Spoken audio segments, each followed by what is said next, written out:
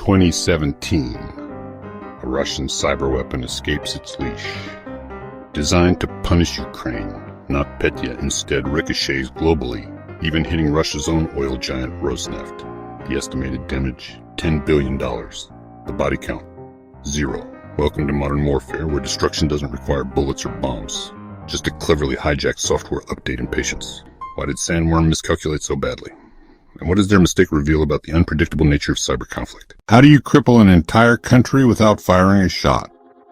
In Ukraine, 2017, the answer was hidden in plain sight. MEDOC. This accounting software wasn't flashy or cutting edge. It was just something nearly every Ukrainian business used to file taxes. Think of it like TurboTax, boring but essential. By some estimates, about 80% of Ukrainian companies relied on it. Russian hackers known as Sandworm noticed something interesting about MEDOC. The software automatically downloaded updates from the company's servers. Those update servers weren't particularly secure. For hackers, this was like finding the master key to the entire country's computers. Sandworm didn't break in through sophisticated technical means. They reportedly used stolen credentials to access MEDOC's update system. Once inside, they slipped malicious code into what appeared to be a normal software update. When Ukrainian businesses installed the update, they weren't just getting minor bug fixes. They were unwittingly installing a weapon. The malware disguised itself well. Users saw the familiar update progress bar, the same software publisher name, everything looking completely normal. But underneath, something far more destructive was happening. This wasn't ransomware designed to make money through extortion. This was wiper malware built to destroy data permanently. What made MEDOC such an attractive target? 3 simple reasons. Widespread adoption, automatic updates, and trust. Businesses weren't suspicious of routine software patches from a familiar provider. The hackers didn't need to target each company individually. They just infected one update that would spread automatically to tens of thousands of computers. Sandworm wasn't targeting random vulnerabilities either. It chose a piece of software deeply embedded in Ukrainian business operations. Ukrainian tax authorities required companies to use MEDOC for certain filings. This wasn't hacking for profit. It was hacking to inflict maximum economic damage with minimum effort. The attack also exploited Ukraine's specific technological landscape. In more developed countries, businesses might use multiple accounting systems. But in Ukraine's economy main, DOC dominated. Its developer, a company called Intellect Service, wasn't prepared for this level of attention. Their systems couldn't detect or stop the compromise quickly enough. One particularly clever aspect was the timing. The attack hit just before Ukraine's Constitution Day holiday weekend. This gave the malware extra time to spread before anyone noticed. By the time businesses reopened, their systems were already compromised. Security research later found the malware had another disturbing feature. It checked the computer's language settings before activating. If the system used Ukrainian or Russian language settings, the malware would wipe the machine clean. This strongly suggested the attackers wanted to specifically target Ukraine while avoiding other countries. The choice of MEDOC revealed something important about modern cyber warfare. You don't need to attack military systems or government networks to hurt a country. Sometimes the most effective weapons are the mundane programs people trust every day. Sandworm didn't invent new hacking techniques. They just found a weak link that happened to connect to nearly everyone in Ukraine. The malware's designers likely thought they'd contained it to Ukrainian systems. They were about to learn the hard way how quickly digital weapons can escape their intended targets. What started as a precisely aimed strike was about to go completely off the rails. The attackers made one critical miscalculation with NotPetya. They combined 2 powerful hacking tools that turned what should have been a contained attack into a global catastrophe. The first was Eternal Blue, an exploit originally developed by the NSA. Microsoft had actually patched this vulnerability months before NotPetya struck. But many organizations never installed the update. Eternal Blue allowed the malware to spread automatically between computers on the same network by exploiting a flaw in Windows file sharing. The second tool was called Mimikatz, a common password-stealing program that had been circulating for years in hacker circles. Once NotPetya infected one computer on a network, Mimikatz would harvest login credentials stored in the computer's memory. With valid usernames and passwords, the malware could then spread to other systems, even those that had been patched against Eternal Blue. The combination created a self-replicating monster like introducing a predator into an ecosystem with no natural defenses. Microsoft had released a security update for Eternal Blue in March 2017, 3 months before NotPetya appeared. But the patch required system administrators to manually install it and restart their computers. Many organizations, especially large ones with complex IT systems, delay these updates to avoid disrupting operations. Some were still running old versions of Windows that Microsoft no longer supported. The result was thousands of vulnerable systems. Not just in Ukraine, but worldwide. NotPetya used these tools in a particularly aggressive way. Unlike most malware that tries to spread quietly, NotPetya attacked every computer it could find as rapidly as possible. It didn't discriminate between Ukrainian systems and those in other countries. Once inside a corporate network, it moved laterally with speed, jumping from computer to computer using any available method, both the patched and unpatched vulnerabilities. The malware had another spreading mechanism that made it particularly dangerous. It could create fake administrator accounts on infected systems and use these accounts to spread further. Security analysts later found the malware attempted to spread through at least 6 different methods simultaneously. The attackers clearly wanted maximum distribution, but likely didn't anticipate how effectively this would work globally. Private security firms had warned about Eternal Blue for months before NotPetya. The exploit had already been used by other malware, including the WannaCry ransomware that caused widespread damage just a month earlier. But many companies still hadn't fixed the vulnerability when NotPetya hit. Some security professionals consider this negligence, given how publicly known the risks were. Data shows how quickly NotPetya escaped Ukraine. Within 90 minutes of the first infections, it had spread to 64 countries. By the end of the first day, it appeared in every major economy. The malware didn't care about national borders or target lists. It simply spread wherever it found vulnerable systems. This included Russian companies, despite the attack originating from Russian hackers. The speed of infection caused major problems for containment efforts. Typical malware outbreaks give IT teams hours or days to respond. NotPetya moved too quickly for manual intervention. At Maersk, the shipping company's entire global network was compromised in about 7 minutes. Other multinationals reported similar timeframes. Their security teams were essentially powerless to stop it. Researchers later determined an overlooked design flaw in NotPetya contributed to its uncontrolled spread. The malware generated new encryption keys randomly rather than contacting a central server controlled by the hackers. This meant even the attackers couldn't stop it once released. There was no kill switch, no way to recall the weapon they'd unleashed. What started as an attack specifically crafted for Ukraine turned into something far more dangerous. The combination of Eternal Blue and Mimikatz created propagation capabilities the original hackers might not have fully understood. The tools themselves weren't particularly advanced, but their interaction created emergent behavior that surprised even cybersecurity experts. This raises difficult questions about cyber weapons in general. Once released, they can take on lives of their own, escaping national boundaries and original intentions. NotPetya demonstrated that in digital conflict there's no such thing as a surgical strike. The same tools that allow precise targeting can easily turn into blunt instruments causing indiscriminate damage. Maersk employees arrived at work on June 27, 2017, to find their computers weren't working. At first, it seemed like a routine IT glitch. Then the reports started coming in from every office worldwide. None of their systems would boot. The shipping giant, responsible for moving nearly 20% of the world's seaborne freight, was completely locked out of its digital infrastructure. The company's operations relied entirely on networked computers.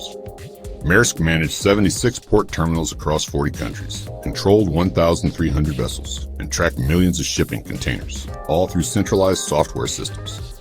NotPetya hit with brutal efficiency, encrypting data on infected machines and demanding a ransom.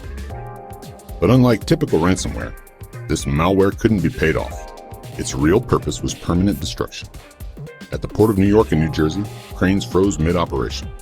In Rotterdam, Europe's busiest port, terminal computers went dark. Maersk's entire logistics system, used to schedule routes, track shipments, and manage customs documents, became inaccessible.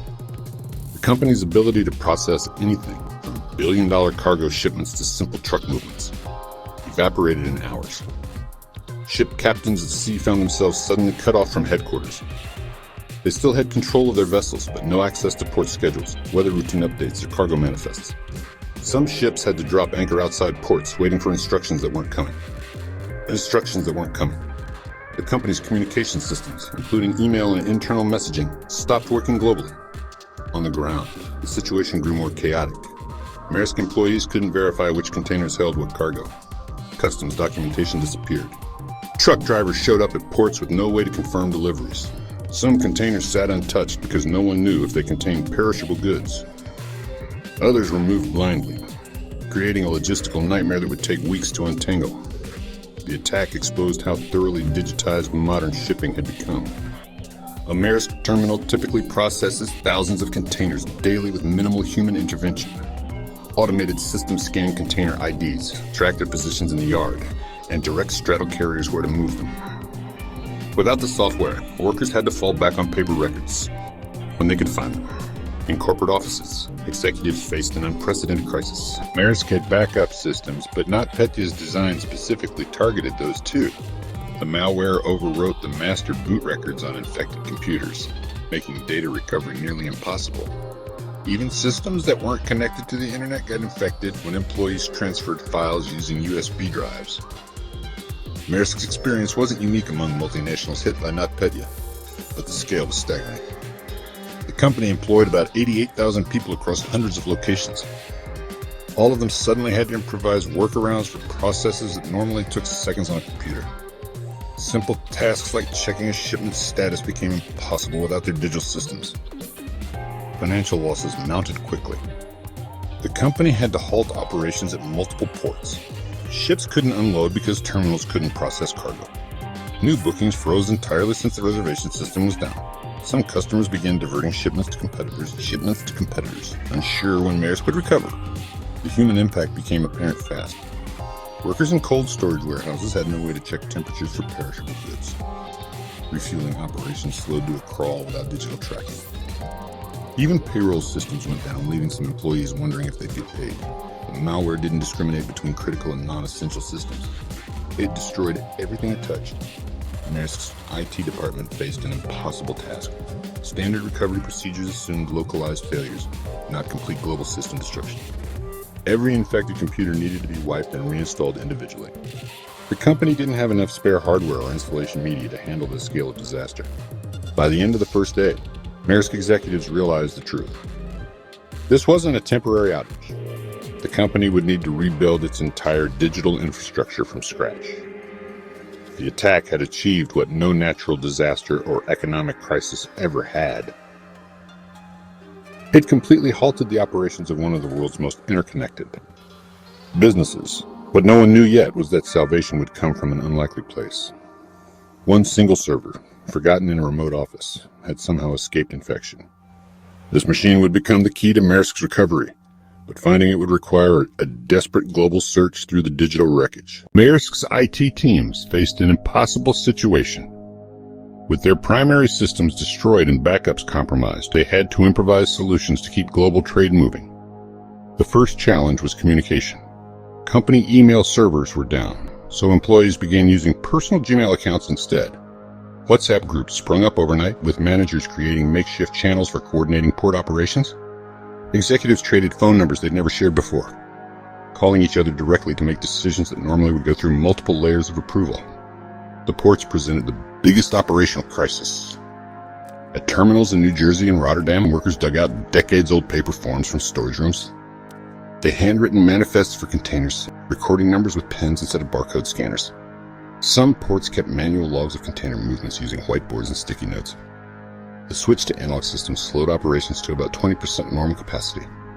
Trucks lined up for miles outside some terminals as workers processed each shipment individually.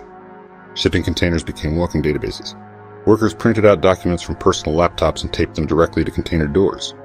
A crude but effective solution when the digital tracking system failed. These paper records included cargo contents, destination ports, and customs clearance information. Some containers accumulated multiple layers of taped-on paperwork as their status changed during transit. The sight of million-dollar cargo shipments reliant on printer paper and scotch tape highlighted how fragile modern logistics really were. The situation on board ships was equally chaotic. Captains improvised navigation plans using paper charts, many of which hadn't been updated in years. Engineers kept machinery running by referencing printed manuals they normally accessed digitally. Some vessels turned to old-fashioned radio communication when satellite systems failed. One ship reportedly used signal flags to communicate with ports, a method not widely used since the 1980s. Maersk's finance department faced its own challenges. Accounting systems were wiped clean, leaving no records of payments owed or received. Employees reconstructed invoices using personal copies of emailed receipts. Some vendors agreed to continue services based on verbal agreements, an unprecedented move in the tightly regulated shipping industry. The company's credit department temporarily suspended all checks on customer finances, approving shipments based solely on past relationships. Back at headquarters, IT teams worked around the clock. They discovered NotPetya had compromised their standard recovery tools. The malware infected even the clean installation media they tried to use for rebuilding systems.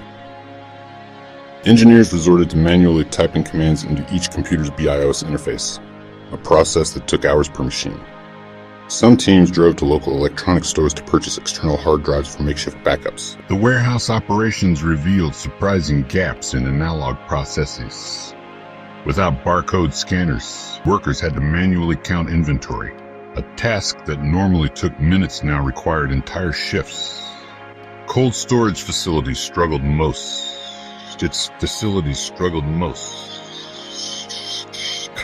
Storage facilities struggled most, as temperature monitoring systems had gone digital years earlier. Some workers resorted to taping analog thermometers to warehouse walls and checking them hourly. Customer service representatives faced angry shippers demanding updates on cargo. Without access to tracking systems, they could only take notes and promise callbacks. Some teams created shared Google Docs to track customer inquiries, a solution that would have been unthinkable under normal security protocols. The company's help desks became overwhelmed, with wait times stretching to several hours. Shipping schedules descended into chaos. Normally, Maersk's algorithms would optimize routes based on hundreds of variables. Now, planners used simple spreadsheets and educated guesses. Some ships were rerouted to ports with better manual handling capabilities, even if it meant longer voyages. The company prioritized perishable goods and medical supplies, making judgment calls without their usual data dashboards. The crisis exposed hidden dependencies throughout Maersk's operations. Automated cranes couldn't function without their control software, forcing ports to use older manual equipment. Fuel pumps at some terminals depended on digital authorization, leaving trucks stranded until workers overrode the systems. Even basic functions like printing bills of lading became major hurdles when network printers failed. By the third day, patterns emerged in the improvised solutions. Teams that had preserved some paper-based workflows adapted fastest. Locations with more veteran employees, those who remembered pre-digital processes, fared better than fully automated terminals. The company began distributing handwritten guides for manual workarounds, creating a bizarre mix of cutting-edge logistics and old-school techniques. What kept Maersk operating wasn't technology, but human adaptability. Employees at all levels made decisions that normally would require managerial approval. Crane operators judged container weights by experience when digital scales failed. Dock supervisors eyeballed cargo distributions that algorithms usually calculated. The attack revealed that beneath its digital veneer, global shipping still relied on human ingenuity when systems failed. The makeshift solutions couldn't last forever, though. Maersk needed to find a way to restore its digital infrastructure. The answer would come from an unexpected place: a single overlooked computer in Ghana that had somehow escaped the malware's reach. This machine would become the lifeline for rebuilding Maersk's entire network, but first they had to find it. Maersk's IT teams faced a critical problem 3 days into the NotPetya attack. They needed to rebuild their entire network, but first required one crucial component: an uninfected domain controller. These specialized servers act like digital gatekeepers, authenticating every login attempt across the company's network. Without one, restoring thousands of computers becomes nearly impossible. The teams began a global search across all Maersk offices. They checked locations from Copenhagen to Singapore to Houston.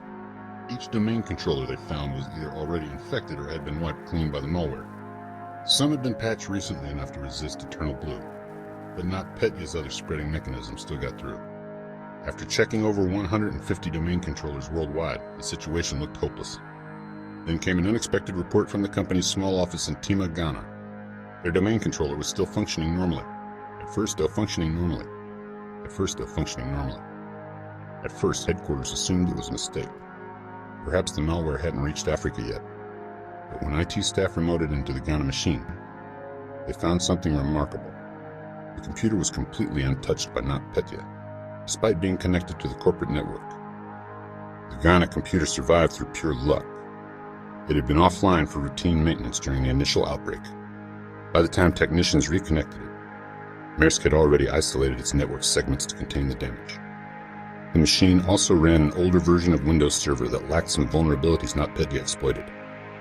These coincidences created the only surviving copy of Maersk's Active Directory database. Active Directory is like a phone book for corporate networks. It stores every user account, password policy, and security permission. The Ghana server contained the last known good configuration before NotPetya struck. Without it, IT staff would need to manually recreate thousands of user accounts and security settings, a process that could take months. A team flew to Ghana with external hard drives to physically copy the data. They couldn't risk transferring it over the network in case any dormant malware remained. The process took 2 full days of careful work. Technicians had to verify each file hadn't been compromised before transferring it. One mistake could reintroduce the malware and undo all their recovery efforts. Back at headquarters, engineers used the Ghana data to create a golden image, a clean template for rebuilding other domain controllers. They manually updated it to patch all known vulnerabilities before deploying it worldwide. Each rebuilt server authenticated itself against the Ghana data, gradually restoring the network's backbone. The recovery wasn't instant. Even with the Ghana backup, IT teams needed over a week to restore basic services. Email came back first, followed by file sharing and specialized applications. Some systems required complete redesigns to eliminate vulnerabilities NotPetya had exposed. The company permanently retired certain legacy systems that couldn't be secured properly. Interestingly, the Ghana office didn't realize how important their server was initially. Local IT staff had simply followed corporate policy about keeping systems patched and maintained. Their diligence created an accidental lifeline that saved Maersk from collapse. The company later moved that specific domain controller to a museum display at headquarters, a physical reminder of how close disaster came. Domain controllers normally work quietly in the background of large organizations. Most employees never think about them unless something goes wrong. NotPetya revealed how these unglamorous systems actually form the foundation of corporate IT infrastructure.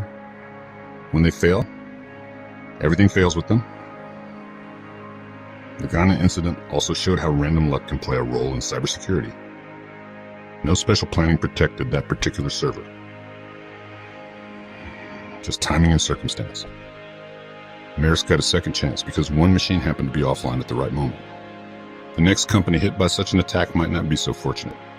Security experts later pointed out the Ghana domain controller shouldn't have been the sole backup for critical authentication data. Large corporations typically maintain redundancy across multiple geographic regions. Maersk learned this lesson the hard way, after needing to send engineers across continents to retrieve a single working copy of their network's most important data. The recovery effort revealed another sobering truth. Even with the Ghana server's help, Maersk still lost significant amounts of data. The domain controller only preserved user accounts and permissions, not emails to transfer permissions, not emails, documents, and transaction records. Reconstructing those would require separate backups and manual work. The company ultimately spent over $300 million on recovery efforts, much of which went toward recreating lost information. One unexpected benefit emerged from using the Ghana backup.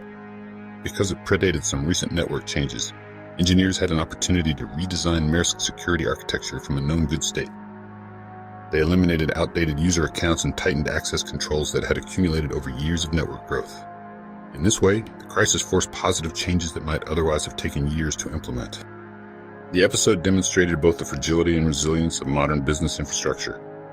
A single surviving server in West Africa became the foundation for rebuilding a $40 billion company's global operations. Yet that same company had nearly collapsed because nobody realized how much depended on that one inconspicuous machine running quietly in a small office near the Gulf of Guinea. NotPetya was supposed to be a targeted strike against Ukraine. Instead, It became a textbook example of how cyberattacks ripple through interconnected global systems. The malware didn't stop at Ukrainian borders. It followed digital connections to multinational corporations worldwide. Within hours, companies completely unrelated to the conflict found their systems collapsing in the same way Maersk's had. Pharmaceutical giant Merck was one of the hardest hit. The company lost nearly all its manufacturing and research systems. Vaccine production lines ground to a halt as control computers failed. Researchers couldn't access drug trial data. Email systems went down across 90 countries. Merck later estimated the attack cost them $870 million in damages and lost productivity. Like Maersk, they had to rebuild entire networks from scratch. FedEx's European division, TNT Express, suffered similarly. The shipping company lost all its package tracking systems overnight. Sorting facilities went blind, with workers unsure where to route parcels. Some locations reverted to handwriting destination codes on boxes. The disruption lasted weeks, costing FedEx over $400 million. Smaller companies hit by NotPetya, from a Ukrainian bakery to a French construction firm, faced existential threats without the resources of multinationals. To recover, perhaps the most ironic victim was Russia's own state oil company, Rosneft. The attack spread back to the country that created it, infecting Rosneft's headquarters systems. Employees reportedly saw the same ransom message that appeared worldwide. The company claimed to prevent major damage by switching to backup systems, but observers noted the hypocrisy. The weapon built to punish Ukraine for leaning west had circled back to hit Russia's most important energy company. These weren't isolated incidents. The malware hit hospitals in Pennsylvania, chocolate factories in Australia, and advertising agencies in London. A New Jersey orthopedic clinic permanently lost patient x-rays. A Danish wind turbine manufacturer couldn't remotely monitor installations. Heritage Foundation researchers later identified victims in 65 countries across every inhabited continent. The common thread: any company doing business in Ukraine or with Ukrainian partners became vulnerable through digital connections. The financial toll was staggering. Cyber insurance firm Lloyd's of London initially estimated $3 billion as more companies reported losses. This made NotPetya the costliest cyber attack in history, surpassing even widespread